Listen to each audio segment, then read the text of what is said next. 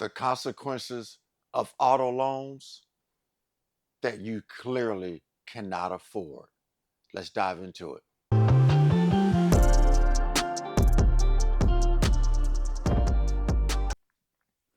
Hey guys, welcome back to the channel. Frank Talks Money. Real quick, guys, before we get into the content, just two favors, please. Remember to like the video. The more likes the video receives, the more the algorithm will share the video with more like-minded people like you and me. And if you haven't yet subscribed to the channel, please consider subscribing to the channel, Frank Talks Money. I really appreciate the support helping me build my YouTube channel. Hey guys, so this morning, got up and was looking for some topics that I can talk about this morning. Came across an interesting article that I know that we very much can relate to. That's one thing about me. I like to talk about things that we all can relate to. So let's get right into it. I am 29 years old and I just financed a 2023 Dodge Ram truck I clearly cannot afford. I owe $28,000 on this truck. I pay $700 a month plus $300 a month for insurance. Guys, that is insane on steroids. That is $1,000 a month between car payment and insurance for a depreciating asset that's going down in value. Is this what we want to do with our hard-earned money? Seriously? Voluntary repossession will ruin my credit and ruin me financially. What can I do? Well, to start, you clearly should not have bought a vehicle you clearly cannot afford. Guys, let me tell you something. In my opinion, everyone should stop saying, if I can make the payment, I can afford it. In my opinion, if you got to make a payment, you actually cannot afford it. Guys, I understand everyone cannot go pay cash for a vehicle. Me, personally, I have gotten into a financial situation because I've eliminated debt and started building assets. I can go pay cash for a vehicle if I need it, but I have not always been in this position. So I thank God that I'm able to be in this position today. But car payments are the quickest way to being broke with a negative net worth. Car notes, credit card debt are depreciating assets and they will keep you broke. Americans owe a collective staggering $1.5 trillion in auto loan debt, guys. 1.5 trillion with a T in auto loan debt. More drivers are finding themselves struggling to make their payment obligations. Experian Credit reports 1% increase in delinquencies in 2024, and 2.5% of borrowers are 30 to 60 days behind on their payments. For many, the dream of a new car has become a burden, actually. If you're 29 years old with a $28,000 car loan and rising insurance premiums, you are undoubtedly one of them. When you're in this situation, it's worth expanding all options, as the wrong decision could derail your finances and credit for years to come. Guys, if you're still here, hit that like button for me, please. Guys, remember, please hit that like button. Show your boy some love. So, guys, I want to show you guys what I drive personally on my income of well over $100,000 a year with no debt, assets, and a net worth approaching $600,000 at the age of 52 with only a mortgage is all the debt I have. I want to show you guys what I drive. So let's get into it. Guys, I'm going to show you guys what I personally drive. This is my motorcycle. It is a 2010 Harley Electric Glide with 30,000 miles on it. Not a 2020, not a 2024, but a 2010 that's paid for. This is my 2018 Chevy Camaro with 70,000 miles on it. Not a 2020 that I'm making payments on, not a 2025 that I'm making the payments on, not a 2024 that I'm making payments on. It's a 2018 that's paid for. Then right here is my 2015 daily driver. It's a 2015 Chevy Cruze that's paid for. Again, not a 2020 with payments, a 2024 with payments. It is a 2015.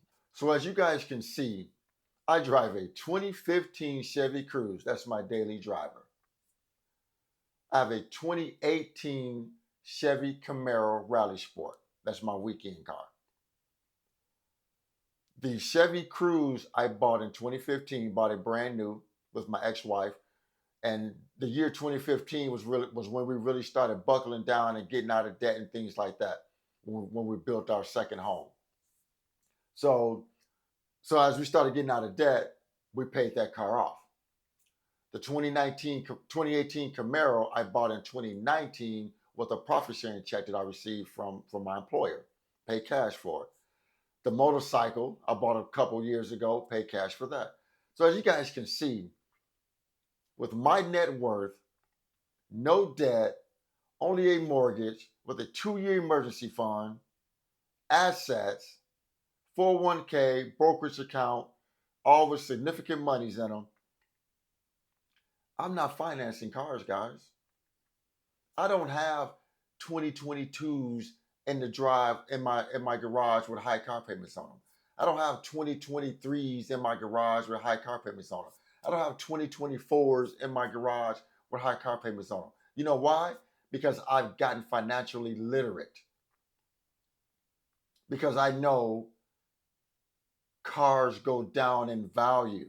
It's an asset. It's a liability. They take money out of my pocket. It doesn't build wealth for me. So I'm just thankful to be in the position that I'm in, that I got myself financially literate by teaching myself all of this stuff. And I know cars go down in value.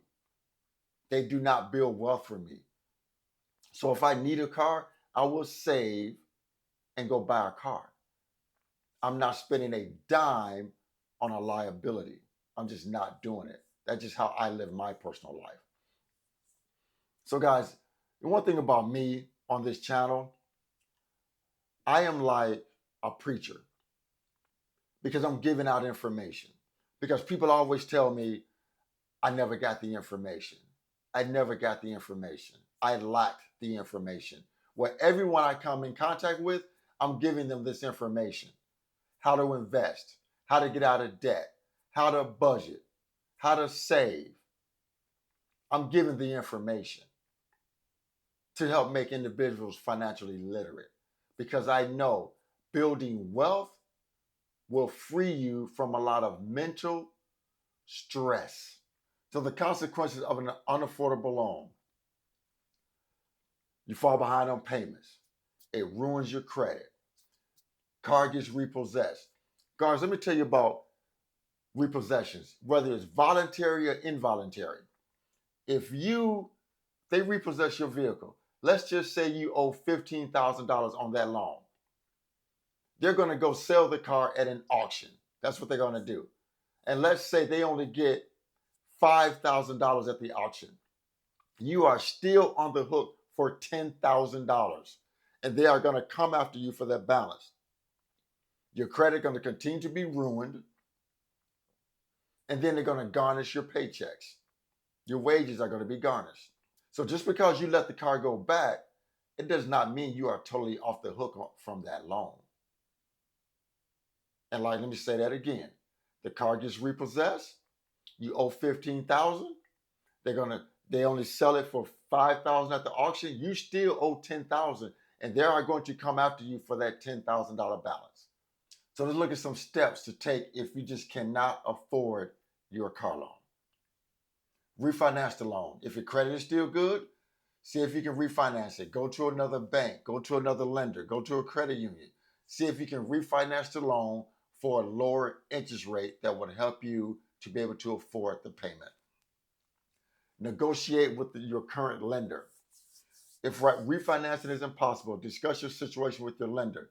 See if they can offer a modified payment plan to help bring your monthly costs down. Sell the car to a private lender. That's an option also. Don't go to another dealer. Go to a private. Try to sell it privately. If you owe $15,000 and you haven't had the car long and you're not upside down on it, you may be able to get $15,000 for the car. Get the $15,000, pay off the loan. Sell the car, pay off the loan. But those are pretty much it. Try to refinance the loan, try to negotiate with your lender, try to get a modified payment, and try to sell the car privately. Other than that, if you got yourself in this situation, unless you just don't care about your credit, let it go. But that's the choice you're making. I'm not advising that. That's the choice you're making. Otherwise, you just struggle through it and get it paid down and get it paid off because it's going to ruin your credit. So guys, that's my talk today on car payments and how car payments will ruin you financially. Remember to like the video, share the video, and most important, please consider subscribing to my YouTube channel, Frank Talks Money. And with that, guys, remember, financial decisions you make today will affect your financial life tomorrow. Thanks for tuning in. Frank Talks Money. I am out.